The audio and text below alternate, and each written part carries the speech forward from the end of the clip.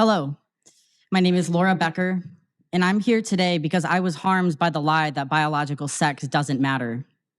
When I was a child, I was a tomboy, having a hard time fitting in and struggling with depression and anxiety. I was diagnosed on the autism spectrum and experienced chronic psychological and emotional abuse from a parent. These issues destroyed my self-esteem and led to constant rumination about self-harm and suicide. In high school, I learned about being transgender online and in my school's LGBT club. Gender and queer ideology told me that some people's identities, in essence, their gender souls, don't match their biological sex. Because of the trauma I was suffering, I desperately wanted to escape the pain in my body and become my highest self. It felt like a liberation that my biological sex didn't matter and that I could be free from the constraints of stereotypical social norms. Despite being suicidal, I was medically affirmed as a male, prescribed testosterone to inject weekly into my thigh, and approved to have my healthy breasts removed, being told that it was medically necessary to validate my confused identity. Regretfully, none of the gender transition procedures helped my mental health. In fact, I was soon diagnosed as having even more PTSD from living in the delusion that I could change my biological sex. I share my story because in Iowa, we have the opportunity to prevent trauma like I went through by admitting that biological sex is real and that having negative feelings about one's body doesn't mean that nature can be changed. I've learned through the bitter pill of trauma that lying about gender identity damages our most vulnerable and that children and adults should be safeguarded from experiencing a tragedy like mine by passing informed laws that are based in science and not a misguided spiritual and ideological belief. Thank you. Thank you.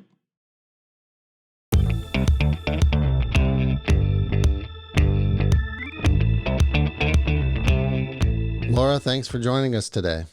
Thank you for having me, Oliver. Yeah, we had a wild night last night, didn't we? We did.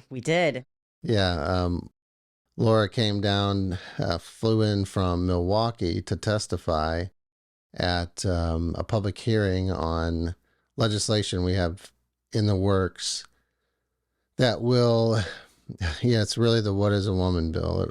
It'll identify what a woman is, what a man is, a father, mother, child, or girl and boy. It's unfortunate we have to do that, but unfortunately that's the society we live in now. And we had a lot of opposition and show up. It was interesting. You came and told your story. So thank you. Thanks again for coming out and doing that for us. It was amazing. Yeah, it was very rewarding to come to Iowa for the first time, meet everyone, and be able to share my story and not back down from the protesters in the trans cult. Yeah, and it did appear to be a cult, and we had a reception for Laura afterwards, and you spoke about that at length. You kind of told your story and how cultish it was, and then how you finally got out of it. So if you wouldn't mind telling us, how did you, or when and how did you first start to question your gender and even learn that there could be some sort of alternative or get caught up in that? So I first started learning about the concept of gender identity and trans and non-binary when I was in high school. So I would have been about 15.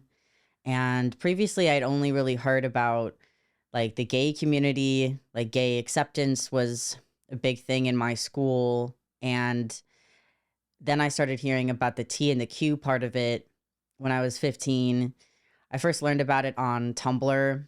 I was an avid user of Tumblr, doing creative stuff and music and memes, but Tumblr also attracted a large demographic of kind of eclectic people. So there was a lot of LGBT people, autistics, lots of kind of quirky young people. And so gay and trans ideology and pride were huge on Tumblr. And that's when I first learned about like the genderbread person, and that gender identity is a spectrum, and that you can even identify outside the binary, and that there's basically infinite gender identities. And then that was validated in my high school in Wauwatosa, Wisconsin, and the Gay Straight Alliance Club discussed gender identity and the spectrum of where we fall into it. And I started being really interested in that because I was interested in personality psychology and personality introspection. And I was, very interested in how to break through social norms because I was on the autism spectrum, diagnosed at age 11. And so I was definitely a non-conforming person in general. And I was gender non-conforming. I was a tomboy growing up. So right away, I latched onto gender identity and exploring it. And at first, it was really fun. What was fun about it? Well, a lot of it is to do with creative expression. So it's a way of playing with your personality and your energy. A lot of it's based in fashion. So different hairstyles, whether they be androgynous, masculine, or feminine. A lot's to do with clothing and, just playing with different styles and different accessories, kind of doing like exaggerated looks or almost like characters in a way. Like when you wear certain clothing, you're almost playing dress up as an archetype of person. So I was very interested in kind of playing the archetype of the queer being someone who's just so outside of social norms and they have a really good sense of humor about it. And I was also very depressed. So it was kind of like a disheveled queer, which is its own style, kind of just like if you think about like a depressed kind of neurotic comedian, like a male comedian type, that's sort of how I was dressing, like baggy Hawaiian shirts, scraggly hair, like that kind of energy was really fun to play with. And it was, just clothing. So it wasn't really harming anything. Yeah, when I spoke with Chloe Cole, she kind of echoed that same sentiment that there was this novel idea about this variety of genders and way you could dress and all those things, and it was kind of there was an excitement to it at first that drew her in as well, being a part of that artistic community. And you've spent a lot of time with her. Yeah, Chloe and I are good friends, and we're both very artistic.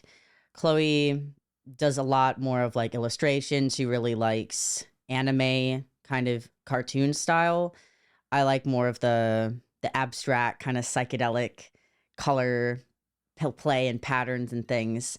But like both of those things, the patterns, the bright colors, and the anime, those are all really heavily involved in the queer community. And if you look, like at the types of art or propaganda that people make for trans protests, you can see that a lot of it's influenced by anime and a lot of it's pop art style graphics. I think last night there were some people with hoods and the checkered things and masks, and I think you mentioned that was trans Tifa or something. I'm not sure if that was officially trans Tifa. Like sometimes I've encountered Antifa that are specifically trans related, and they, have the Antifa symbol and they usually cover up their entire face to be anonymous. Yeah, it was definitely interesting. How did you get from 15 and being introduced on Tumblr, then finding the community in the school, to I think we had talked before and you'd mentioned even on into college is where you learned even more about it. Yeah, college is where I was really deeply indoctrinated because I had kind of just a very abstract, playful, mostly fashion-based representation of gender as a teenager.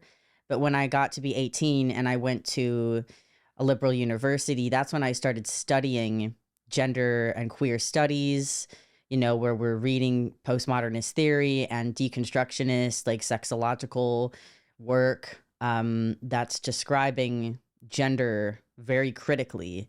in the sense that it's, denouncing the patriarchy, and it's very anti-male, and it's completely pro deconstruction of any traditional social roles, even heterosexuality.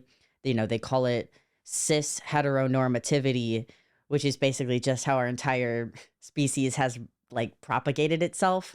And they're denouncing that as a negative thing, or that's marginalizing. So it was just denouncing anything that was normal and promoting and encouraging you to be queer, which is to basically dissociate from your body and promote a socialist and communist agenda, which to me at the time felt extremely, radical, and it felt powerful. And I had a lot of anger at men because I had abuse from my father that was chronic over my childhood. So I had, like many people, I had legitimate anger and emotions to channel into political activism, as well as I had trauma and severe depression and suicide ideation, and mental health issues that I felt relieved to find, the diagnosis of gender dysphoria to describe some of the bodily, feelings of incongruence between my personality or my spirit and my body and sex. And this was completely normalized in the university. So it was university policy of inclusion and anti, transphobia, and, you could use whatever bathroom or locker room you wanted. And there was a campus LGBT center. So I was learning it online, high school, and then in college curriculum and what I was studying, and then the college atmosphere itself. Wow. I don't think most people really realize that when they're sending their kids off to university, that that's the environment that they'll be in. Yeah, unfortunately, colleges have become overwhelmingly left-leaning, so there isn't a very good balance of, neutrality or centrism, or conservative values are very rarely taught.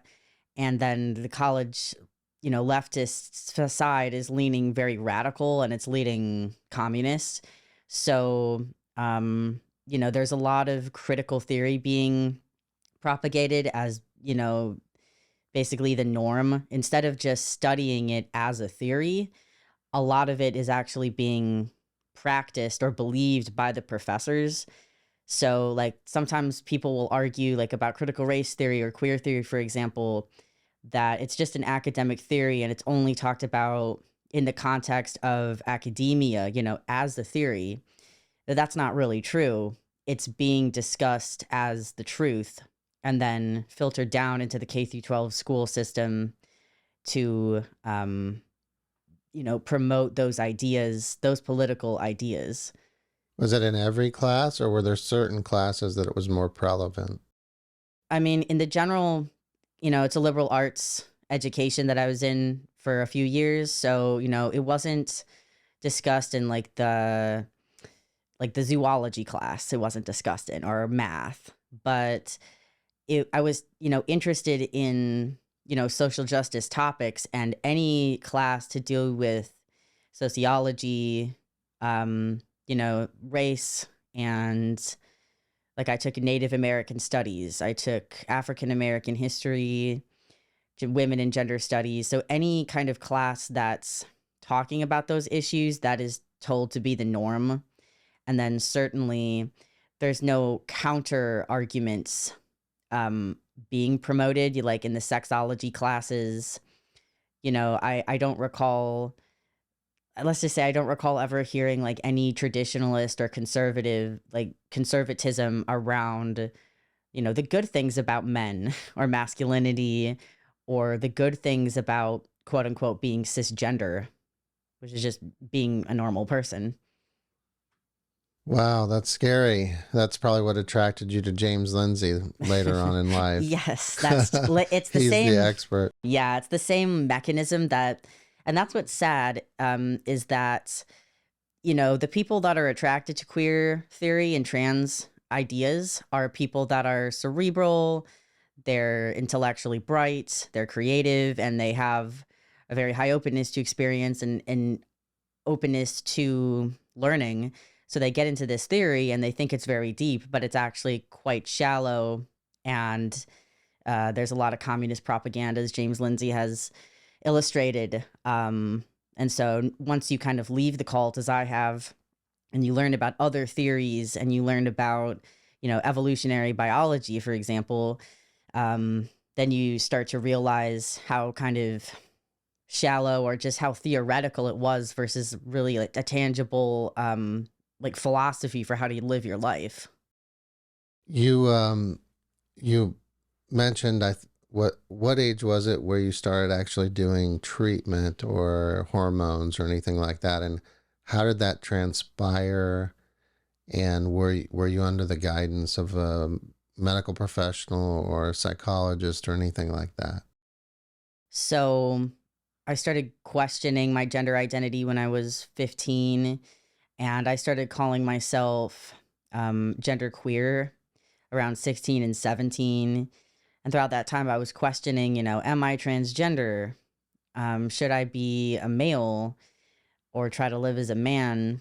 And then at 18, when I was in college, I came out as transgender, as a transgender gay man. And then, my mental health and gender issues and confusions just kept getting worse over each year. So by the time I was 19, I decided that I needed to seek medical treatment. And, during, my adolescence and young adulthood, I was in and out of many different clinicians' offices, psychiatrists. I was on many different antidepressants and I was seeing different therapists. But when I started having the gender issues, the therapists, they said that they didn't really understand that and that I should see a gender specialist.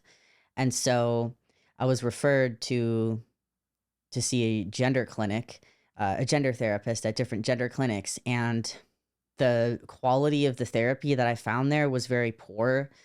So I was seeing someone when I was 17, 18, specifically for gender issues at a gender clinic.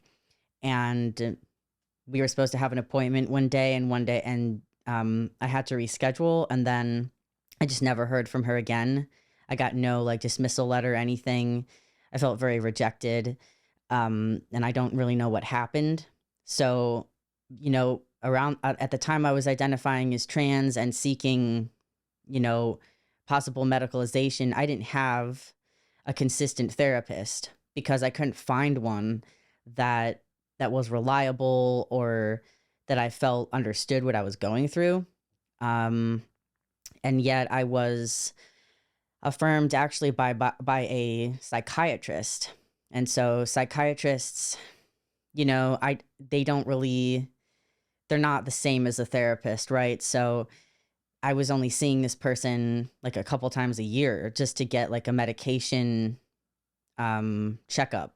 It's not a very thorough or close relationship, but she was the only person that I was reliably seeing at the time. So she diagnosed me with gender dysphoria, and she wrote the primary letter of recommendation for me to get my breasts removed. And so that was kind of who was quote unquote overseeing my care. So no one was really overseeing it. It was just kind of a blasé thing to get the diagnosis and the letter. And then to access hormones, I went to a clinic recommended by a female to male transgender professor of mine in my sophomore year of college. What class were they teaching? They were teaching the sexology of sociology. Mm. So it was very specifically focused on sex and the history of sexual issues and a lot of LGBT stuff.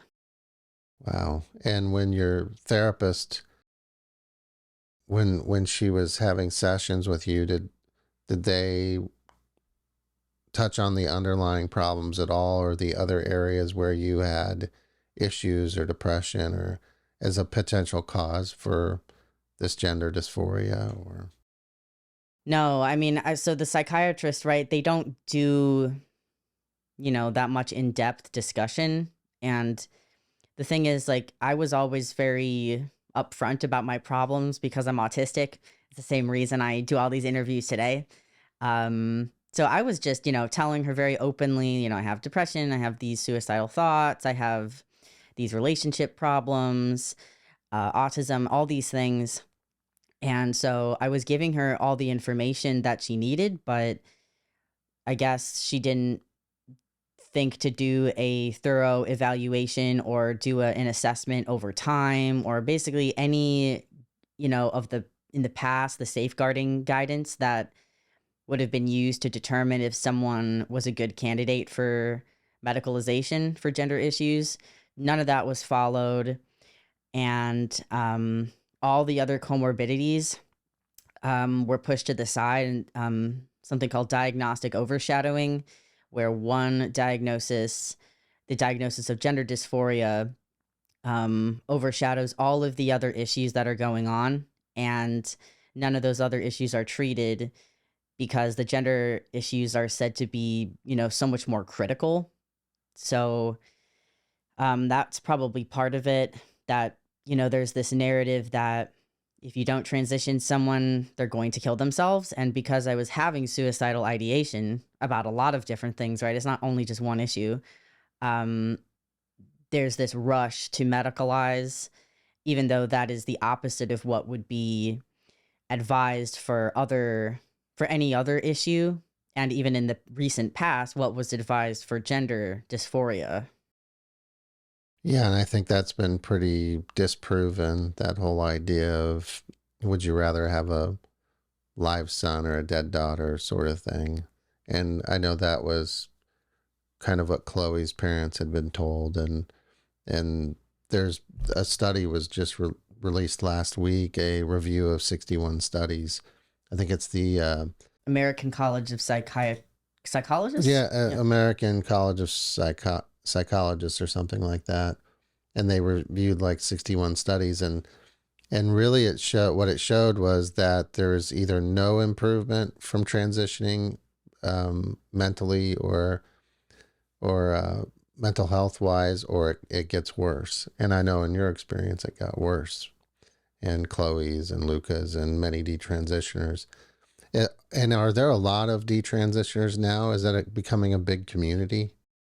Yeah. So when I detransitioned in 2019, it was mostly very small, independent kind of groups, and very little media coverage at all. And then only in the past 2 or 3 years has it kind of started to explode, as we're seeing people come out younger and younger, who transitioned as children, as well as older adults who have now, there's a delay in recognizing the harm of what's been done. And it can take a really long time to go through the grieving process and the deprogramming to be able to even say, I'm a detransitioner. So, it's really impossible to count the numbers of detransitioners because, there's some people that are still using hormones or living and passing as the opposite sex, but they've mentally deprogrammed and realized that it was an illusion, but they're not calling themselves detransitioners. And then there's some people who just want to completely move on and kind of avoid, any of this like political attention. And so, there's a lot of anonymous accounts online that post about issues they're having, but a lot of people are afraid to say they're a detransitioner because that's now become a political term. And some people are still living as trans or non-binary because they haven't fully deprogrammed. Wow. And I think Chloe had mentioned that she found a community on Reddit, a detransitioner community that helped her through it or something like that. Yeah, there's a large detransitioner subreddit. And then on Twitter, there's a lot of people but still a lot of it is very underground. A lot of it is like the women, they kind of come through like feminist or gender critical groups. And so they'll specifically just have private chat groups or things. Um, and for the men, there's even less support. Um, but there's a couple groups now, again, like private Discord chat groups. But there's not really like a centralized, support group or anything. Mm. So you mentioned that it was in college and you had a professor that introduced you to someone to get testosterone. Is that correct? Or She gave me the name of a clinic where I could access testosterone for low cost or free in Chicago. And so I drove from Milwaukee to Chicago and got a testosterone prescription after an hour consultation under the informed consent model, which means that, they're supposed to be giving you, a thorough breakdown of information so that as an adult, you can consent to the treatment. And they do that to, try and prevent what they call gatekeeping care. We would just call that having medical ethics and if someone who's suicidal and like abusing various substances comes in and says, I have gender issues, I'm seeking testosterone, and they're like, here's a sheet of some side effects, sign off on this, and now you can have a high dose of this steroid, that's a problem. And that's how a lot of people are getting hormones, and they're even getting them at Planned Parenthood. And once you're an adult, if there's parents or other people in your life that are concerned about you taking it, I've talked to a lot of parents that their kid turns 18, they go to Planned Parenthood. You can even call over the phone and get prescribed testosterone. And to put it in perspective, that would be like calling Planned Parenthood and asking for, Oxycontin, and then just getting Oxycontin over the phone. wow. So we passed a law last session that prohibited gender surgeries in minors and cross-sex hormones and hormones, but that's 18 and under. And part of that is built on the foundation too, that, kids, 80-90% of them will revert to their original gender after they get through puberty. But that wouldn't have really helped you and some of these others that are going in at 18 and then still realizing it was a mistake and detransitioning. What do you think about that? Or what do you think a solution might be?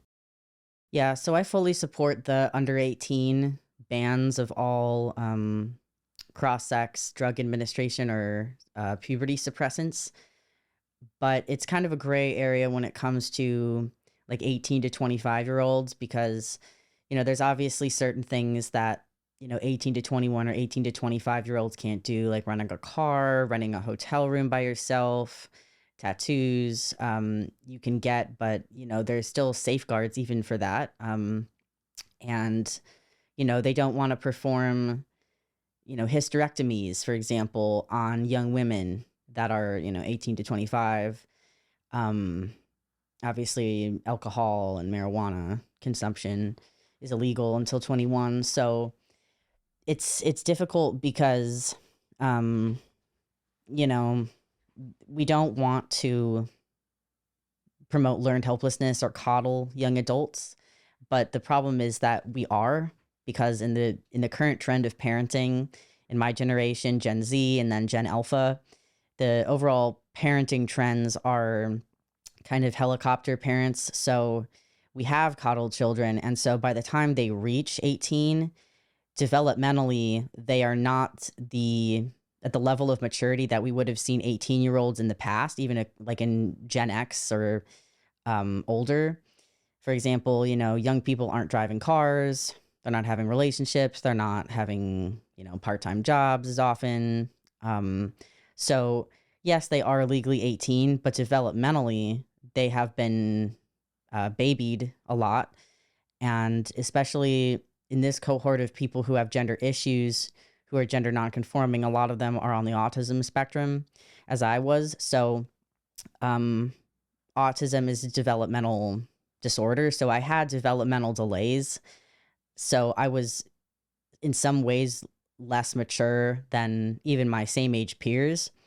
And so that isn't to say that, autistic adults can't make decisions, or again, that we should be coddling adults, but we still need to have proper safeguards in place to make sure that, someone who is, 18 to 25, especially, is being, advised, because they still don't have full brain formation. They don't have the prefrontal cortex developed so they can be able to crystallize long-term consequences of their actions. There's just so many reasons that we know that, young people make, reckless and stupid and impulsive, emotionally or politically charged decisions when they are, under 25. And we should have, pretty strict safeguards in place to make sure that they can really consent. And definitely in my case, it was just blatantly, it was medical malpractice or medical neglect to give me testosterone or have my breasts removed, because I was suicidal. I was actively suicidal. I was abusing substances. I had trauma and I had autism. So there's 4 big reasons in one person, and there was no safeguards. That's terrible. It has to be changed. I don't know how it so rapidly got to that point where, you think, okay, I'm going to go see a psychologist and talk about my issues and find out the underlying causes and have some holistic approach to healing and becoming a whole person again. But instead, people are being just rapidly moved down this pipeline from first visit to transition or gender affirming care. I mean, I can tell you kind of a big reason why it happened so rapidly is because the World Professional Association for Transgender Health, WPATH, have in recent iterations of their guidance dropped all the safeguards. So originally, there was a small group of sexologists and clinicians studying gender dysphoric or transvestic or transsexual patients, and they formed the WPATH, which is just a collection of different people. It's not like a legal thing, but they have set out standards of care, and through each standards of care, the activists have pushed for fewer and fewer safeguards, or what they call gatekeeping measures, to be able to have, a lot more free reign in terms of younger and younger children, not having waiting periods, not having, trial periods, or any of the things that they used to have for these treatments. At the same time, surgeons and, organizations like Planned Parenthood have grabbed onto the focus of the money that can be made from, prescribing these drugs and having these surgeries and getting, insurance to cover it. And so as the safeguards have gotten less and less, as advised by WPATH, who's unfortunately still considered the authority on this issue, the pharma industry and the activist organizations have promoted it more and more. And so that's why we get into the mess we're in today, where we're just like, wait a second, like, how is this happening? It's because all the safeguards are dropped and everyone's trying to make money off of it. Wow. It's like follow the money, right? Yep. But now a lot of the European countries are getting away from it and saying, hey, we're not going to be doing this. Is it because they're less influenced by big pharma, or is it because it started earlier there and then they saw the problems and they're ahead of us in that? I think partly it is because they're less influenced by big pharma, and also because, yes, they did start earlier. For example, In the Netherlands, there's something called the Dutch Protocol. The Dutch Protocol is sort of the guidance for how to use puberty suppressants and transition children. And those patients were a very, very carefully selected, and there was a lot of discernment, of who was considered a good candidate as a child to be medicalized. And so those studies show very favorable outcomes because it was a small sample size. They were carefully selected for, and the way that the tests were done by the Dutch were basically misleading because they gave the patients surveys using the language of one sex, and then they gave them surveys with language of the other sex that they were transitioning to. So essentially, they're asking them questions like, do you feel more comfortable as a girl, or as a boy? And the language was completely being misinterpreted because they switched the surveys. So they're not even giving them the same survey before and after. So the data was weak anyway, but also the Dutch were heralded as being so careful, and that's the highest quality research because they were more careful in selecting their sample size. But now the Dutch are kind of reeling that back in, and saying like, okay, now we're seeing, in the America and Britain and stuff, that the patient size has grown exponentially, especially in young girls.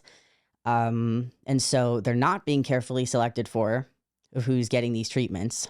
So they're not even following the Dutch protocol to begin with in America.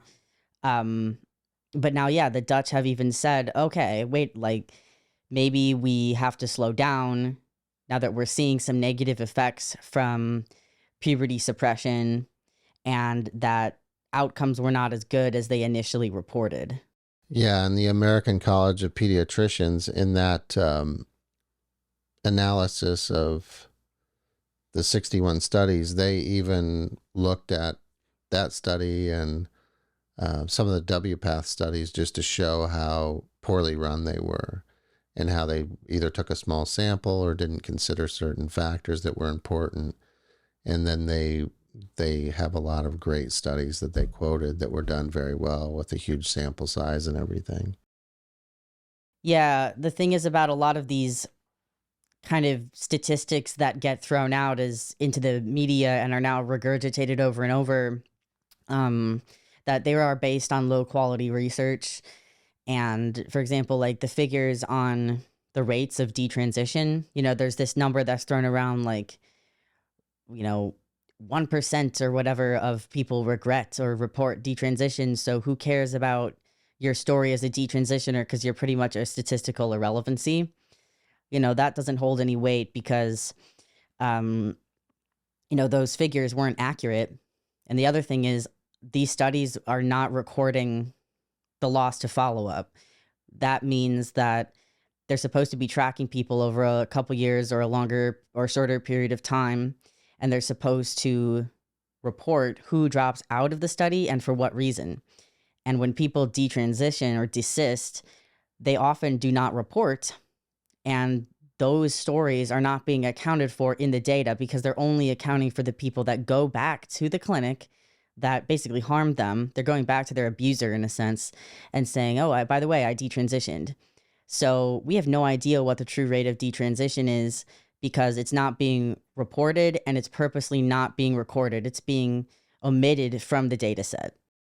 Yeah, I think I need to read this, the beginning of this abstract, and it came out February 7th, so just a week ago, and it's mental health in adolescents with incongruence of gender identity and biological sex. And it says adolescents who have a gender identity not congruent with their biological sex have an increased incidence of mental health issues, including depression and suicidal ideation, both before and after gender affirming therapy. Adolescents who have gender identity incongruence are at a higher risk for psychopathology than their peers who identify with their biological sex. previous adverse childhood experiences may play a major role in that psychopathology and needs to be explored in helping these patients. There are no long-term studies demonstrating benefits or studies evaluating risks associated with the medical and surgical interventions provided to these adolescents. There is no long-term evidence that mental health concerns are decreased or alleviated after gender-affirming therapy. Many individuals who have been treated with gender-affirming therapy later regret those interventions and seek to align their gender identity with their sex. Because of the risks of social, medical, and surgical interventions, many European countries are now cautioning against these interventions while encouraging mental health therapy. Well, there you go. I mean, I couldn't have said it better myself. You just said it. Yeah. before I read that. That's exactly what you said. Right. And so people, people in the, anti gender transition movement have, been talking about this for a few years now. I mean, that kind of synopsis of all these studies just came out a week ago. So maybe now there'll be some, more credibility to what we've kind of been trying to say. But I mean, it's just like, if you just look at the detransitioner testimonies, like over and over and over again, they're all so similar. Like there's definitely a trend of just a poor quality mental and medical care that's occurring, and then what happens to these people. So the anecdotal evidence that's repetitious, and then the studies themselves, researching this, like together, it seems pretty obvious that, there's a lot of problems going on with this experimental medicine, or what's considered medicine. I consider it, butchery, as Jordan Peterson says, butchery, and cosmetic alterations to treat mental health issues. Yeah, and I watched, before you came out, I watched one of your speeches. I think it was at the Capitol in California. And you had said no amount of cosmetic surgery can change you from a woman to a man or a man to a woman. And to me, I mean, it makes perfect sense. I mean, our gender is an immutable truth. We have many different ways we can express it. We live in a society where people can wear what they want, they can love who they want to love, they can marry who they want to marry. But the minute we start denying biology and trying to go that step further, it causes so much suffering.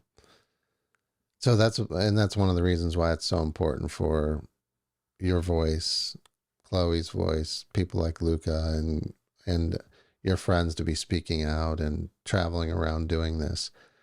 And knowing that, and knowing what, we've just kind of talked about, how can, our legislators, they see this and they think we've got to do something about it. And they try to pass legislation to change things or to put the guardrails on things. And the media latches onto that and says, oh, these legislators are discriminating against the LGBTQ plus community. And that's all the headlines. And a lot of it's absolutely not true. They don't read the legislation. They just scream discrimination. And as we saw last night, a small minority shows up and screams and chants, F you, Governor Reynolds, F you legislators, etc. And I think that puts a lot of pressure on them. What are your thoughts on that? What would your advice be to legislators about dealing with that?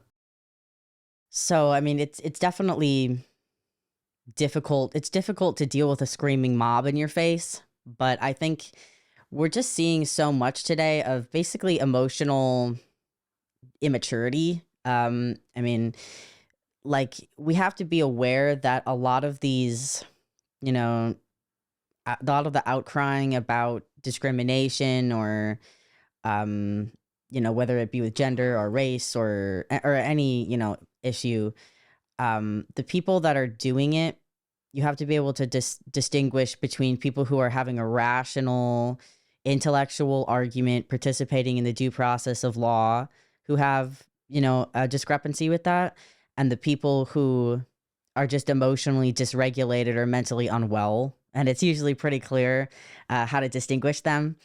Um, so basically, I would advise, you need to have a backbone. You have to be able to take the criticism and recognize that you have to be able to stand up to adult toddlers, basically. Like, don't let the adult toddlers, you know, ruin your proper judgment, because the vast majority of Americans who have any sort of say in the due process of law, they don't agree with the emotional, adult toddlers. They are not in favor of transitioning children, and they're in favor of having, boundaries and healthy, adequate holistic medical care for adults. And so just know that the vast majority of men and women in this country are on your side, if so long as you have the backbone to be able to stand up and say, no, I am not going to be emotionally manipulated by you and your chanting and your signs and your crying.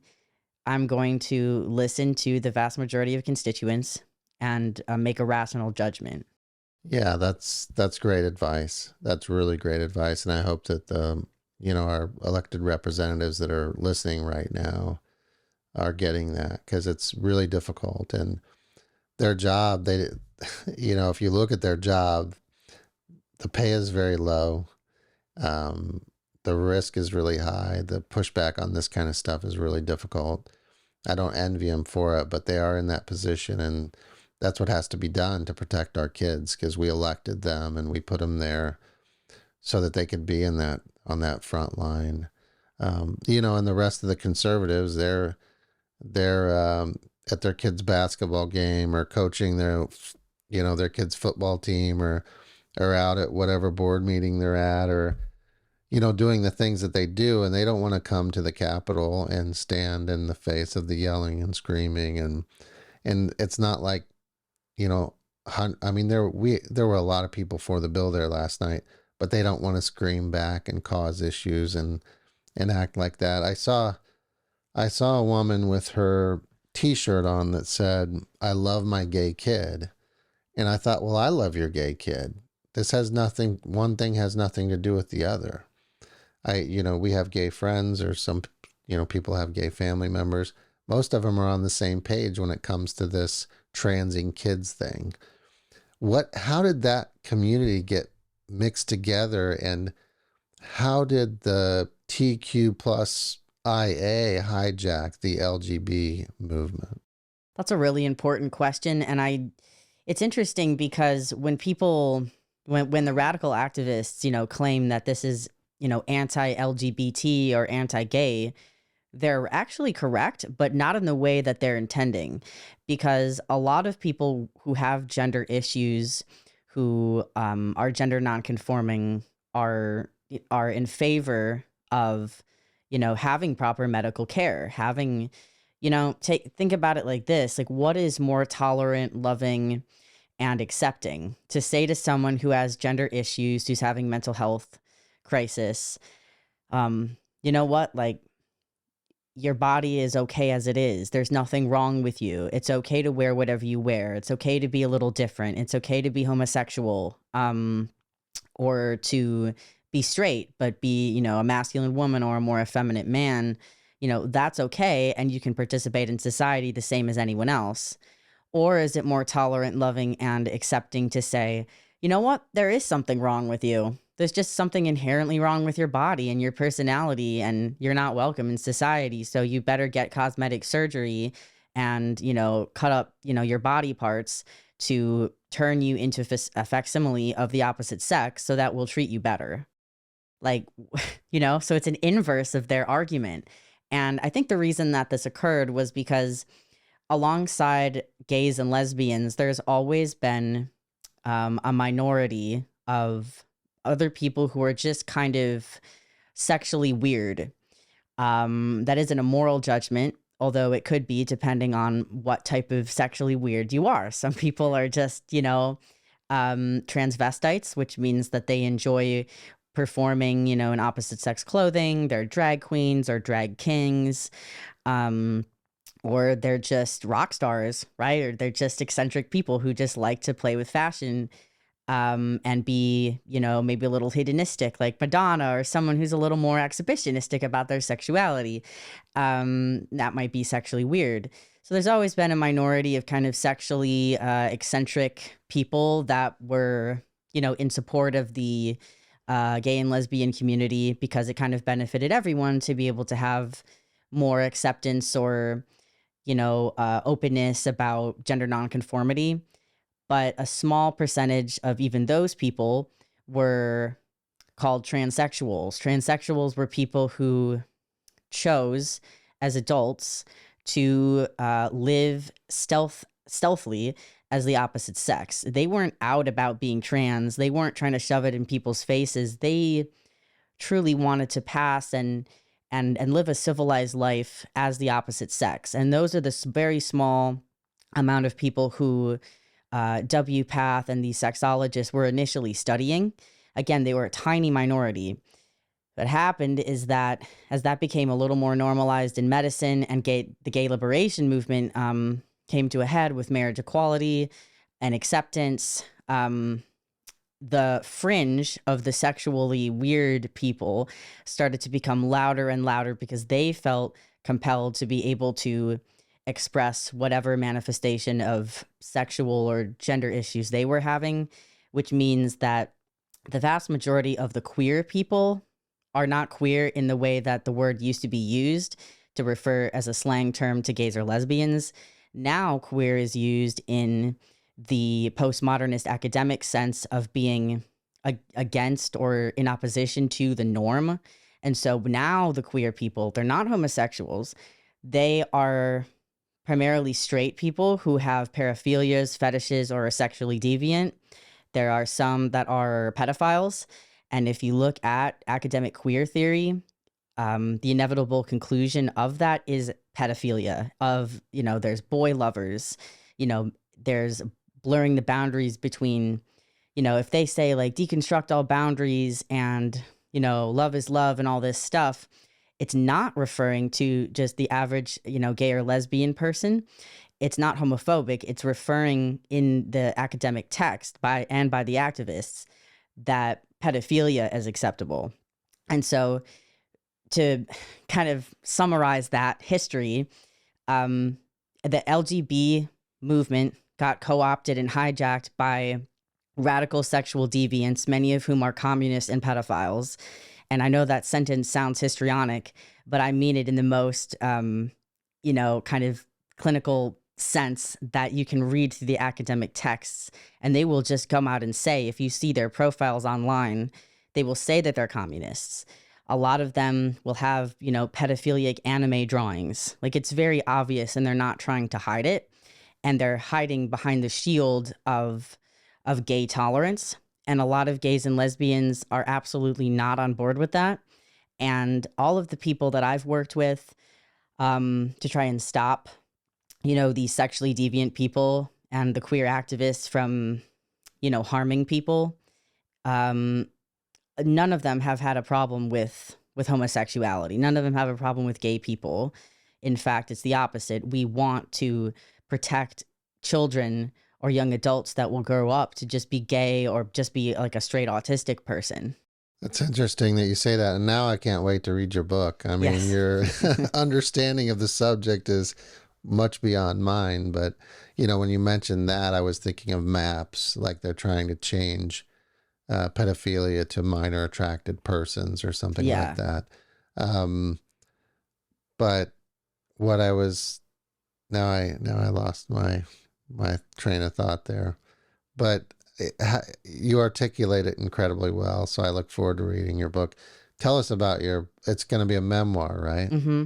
Yeah. So I'm writing a memoir about my experiences with transition, detransition, and basically just the human condition, growing up as kind of a eccentric girl, autistic, how I fell into the trans cult, how I got out of it, and now kind of the work that I'm doing around advocating for you know, a healthy approach to living, a philosophical approach to dealing with existential issues around gender, but also just more broadly in society. You know, I feel like we have a mental health crisis in this generation with Gen Z, and just trying to advocate for radical self-acceptance. So the memoir is called Quirky, Not Queer: The Detransitioner's Journey, and I'm really looking forward to it.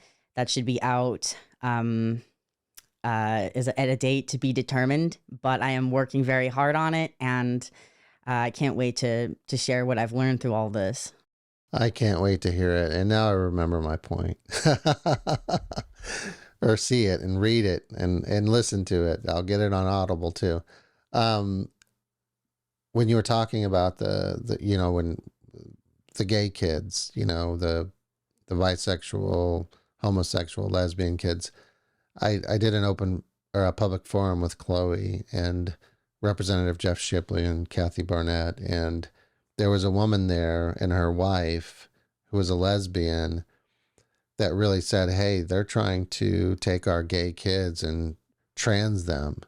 It's really, she said, this movement is against our gay kids. And you see Gays Against Groomers, million plus gays that are against this grooming of children for, sexual grooming or transing, etc. But that it's good that there are so many that are standing up about it, because I feel like you said, most people like that, they, you know, I mean, a lesbian couple, they don't want to go advertise it. They don't want to go stand and shout and scream, and they're not for this stuff, but they kind of want to be left alone to do what they want to do, love who they want to love, etc. But it's too bad that the movement has been taken over and taking, they're not representative of the full community, for sure. That's right. And also, it's not representative of, any other sort of marginalized group, right? Like the neurodivergent movement is kind of, become a topic of interest in recent years, like autism, ADHD, people with personality disorders and things. It's not representative of those people's opinions either. And it's kind of being lumped in. Like, people will say to me, you hate autistic people, you hate, minorities, you hate gay people, you want to perform eugenics on autistic people. And I'm like, I'm very autistic. Like, I will use the word retard, and I always have, and I always will. You know what I mean? Like, I'm very open about just being kind of a funky lady, and so that's why when I testified last night, I wore a pin that I designed called "Protect Weird Girls," because weird girls, be it lesbian or autistic or ADHD or just have some trauma, they're being harmed because society isn't tolerating their weirdness. And it's just heartbreaking to see, not just from my own trauma that I have from losing body parts and losing, part of my kind of like divine femininity, my, my female, secondary sex characteristics and things, and my like feminine beauty or whatever. But just seeing it happen to all my friends and to friends of mine who are younger, it just enrages me, because I wasn't protected as a child from a lot of different abuse when I should have been. I wasn't protected as a young adult. And I see the same thing happening on a large scale systemically with other kind of just quirky girls. So it's pretty much like my full-time mission at this point to use my story and use the knowledge that I've gained on all of these sorts of trauma topics and sociological issues to just try to inform people about what's going on. It's not my duty to be responsible for anyone else or to make up anyone else's mind, nor would I try to. But it is my job to speak the truth and to perform,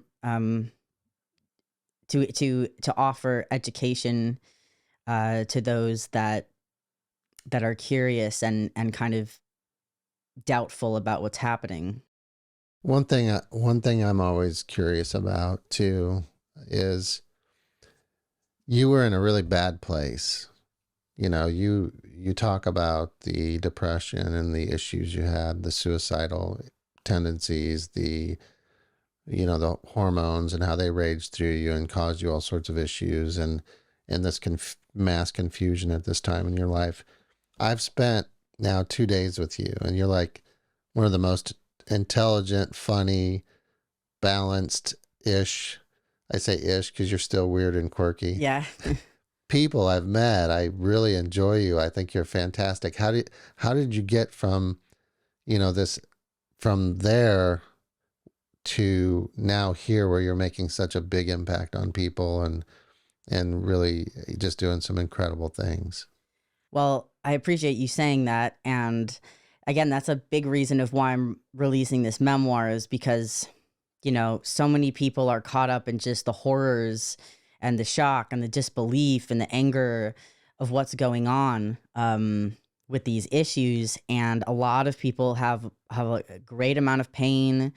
The children have a lot of pain, the young adults, the parents, just there's more than enough pain in the world.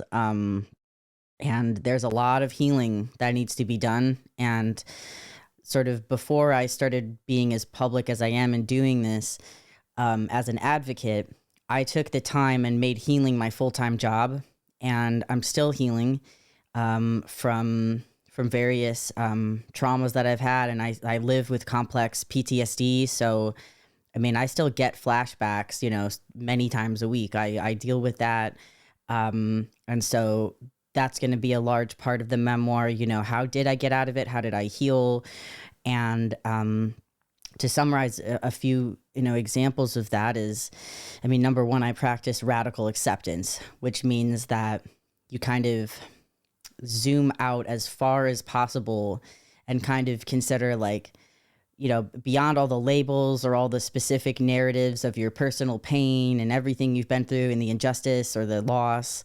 You zoom out as far as you can and just say, I'm just this weird, energy, these atoms, this consciousness, and you kind of release your tension or clinging to, who you are or what it means. And you begin to practice accepting that you don't really know for sure what is going on. We don't really know, who we are, who other people are, or what the point of life is. Like, if you zoom way out, all of those other issues are not going to be at the forefront of your mind, and you get better at radically accepting that level of existential uncertainty and even more mortality. And then you slowly work your way in, zoom back in, to eventually you can actually sit with the pain and the sensations in your body and your thoughts, and then start to radically accept those, even the most painful things possible. And so part of that was accepting I'm a biological female. Sometimes I cry often about certain, like, female specific issues that I have. Like, I want to get married and have a family, and I don't have that yet. And there's a biological clock, and I can get very worked up and have these narratives, like, about the fear of, if that's going to happen, or is it going to be healthy if it does happen. And then I feel angry and about being female, especially when I'm having my hormonal issues and everything. So radically accepting being alive and radically accepting being a human being that's a mammalian female that's alive. That's how I was able to start detransitioning, because detransition is basically just a radical acceptance of being. I think this just became a part one because you're really getting deep there, and I want to Yeah. explore that. That's a great way to gain an incredibly valuable perspective, and it's through that reframing, through that finding an empowering meaning or a different meaning for our experience that we really start to progress. You've obviously done that and are continuing to do that. Yeah. That's amazing. And I hope that radical acceptance is going to be a chapter in your memoir. Oh yeah. The acceptance is, I mean, that's maybe the overarching theme of the entire story. That's awesome. I can't wait to read it. And you had mentioned that you wanted to talk about Detrans Awareness Day.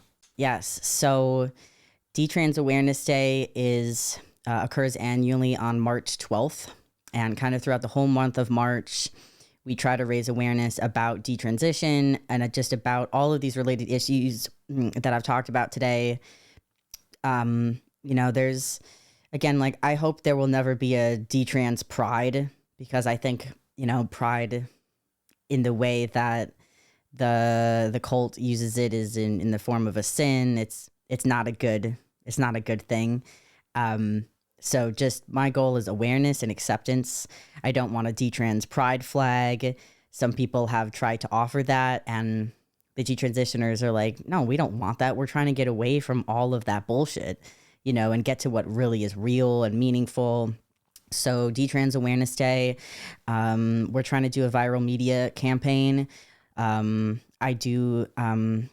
have the hashtag Detrans Awareness Day that kind of globally on March 12th, we're trying to just blast that out on all social media platforms with, photos of people going out, making signs, and maybe holding screenings of some of the Detrans awareness films that have been released. I have a new film with Turning Point USA called Identity Crisis that'll be coming out shortly. So basically just going outside, talking to people. It's kind of up to you. You can be creative about how you want to promote detrans awareness in your local community. But a couple organizations are working right now to, provide some signs. And I also am a graphic designer, so I have an online store where I have a whole detrans awareness collection of shirts that, are in support of kind of these messages and, anti-wokeness, the gender ideology. And so if you want to get involved, it's greatly needed and it's greatly appreciated. Maybe the links could be dropped just for the store, and it helps to support, a lot of the work that I try to do and fund these things. We'll definitely put the links in so you can just email them to me. And she has some incredible social media platforms that I follow, and we'll make sure we send that out to everybody and get it in the links. So, and I think we need to get you to the airport. Yeah, I need to go back home. Yeah, well, thank you so much for coming out, testifying, supporting our legislators, and protecting our kids, and for everything you do. I mean, I'm always humbled when I meet someone like you that's taking something that was so difficult and turning it into something that's so positive right now for you. So, and for everyone. I mean, you're just doing a great service to humanity. So thank you so much. Well, thank you. You're doing a lot, and I wouldn't have been able to fly out if it weren't for you organizing all this. So, people, like, we need more Olivers out there. We don't need more detransitioners. Ideally, like, we don't want more kind of medical trauma victims, but we do need more Olivers getting out there and getting involved locally. Well, thank you for that. I think there's more out there. We'll find them. Thank you so much, and we'll see you next time for sure. Thank you. Yeah. I hope you enjoyed that conversation with Laura Becker. She was honest and open and raw at times. I know that. I think it's really important that we lift up those dialogues and the information from people like her and like Chloe Cole, especially in this time of so much misinformation about gender identity. And if you're a policymaker tuning into this or a legislator, please know that this goes way beyond discussions about LGBTQ plus IA rights. This is about protecting our children and our youth from indoctrination that could lead to irreversible damage, like you've seen with many of these detransitioners. You know, going down the pipeline to these harmful surgeries is not the way to go. You know, we need to protect our youth. We need to come together. It's a time for unity in this. If you found this compelling and useful, please consider contributing. We didn't hesitate to cover Laura's costs to come out and testify because we know how impactful these stories can be in creating positive change. So I've put my Venmo link in the description, along with a link to Laura's travel fund, so that if you want to help her travel to future events, together we can make an impact. So again, thank you for joining us. And until next time, God bless you.